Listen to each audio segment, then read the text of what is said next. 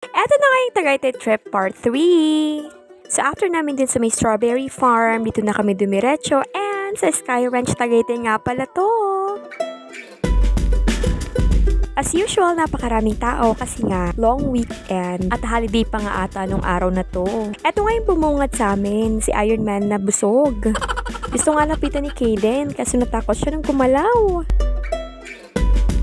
Dahil nag-iiyak si Kaden, so kami na lang ni Caleb nagpa-picture. Man yun si Iron Man, oh. Tinry naman nila maglaro dito, kailangan mo lang mapatumba lahat yung mga mabibigat na metal na yan.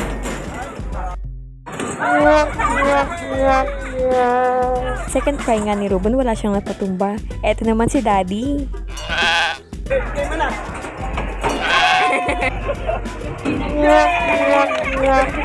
So ayun, sa lahat ng try nila, wala kaming nakuha, ganun. Dito naman sa game na to, perfect for little kids. Ito nga si Kaden, namimingwit siya mga ducklings.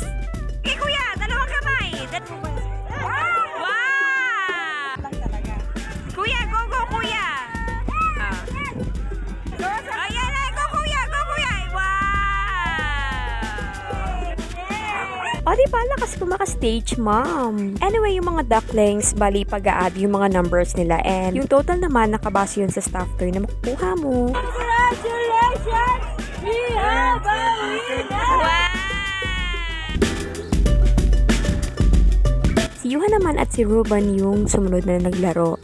Supposed to be magro-rides pa talaga kami. Kaso, napakaraming tao, kaya super long lines talaga. Aabutin na kami ng ilang oras at uuwi pa kami yan ng Pangasinan. And napakaganda ng pink sky dito sa may Tagaytay.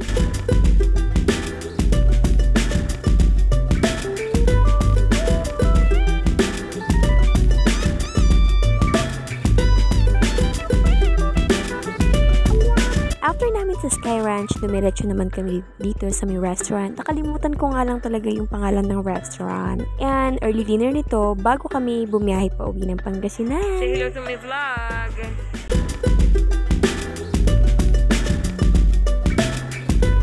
Hindi ko na nga gaanong nakuhanan yung mga pagkain namin kasi si Caleb, buryong na naman ng buryong. Kakapatulog ko lang sa kanya that time. So after namin kumain, niyaya naman ako ni Kaden na tumambay dito sa may open space or veranda ata ang tawag sa ganito. So after, bumiyahin na rin kami pa Pangasinan and inabot kami ng madaling araw, I think 2 or 3 na. And ito yung mga pictures namin during Tagaytay trip. So bye guys! See you on my next travel vlog! Bye!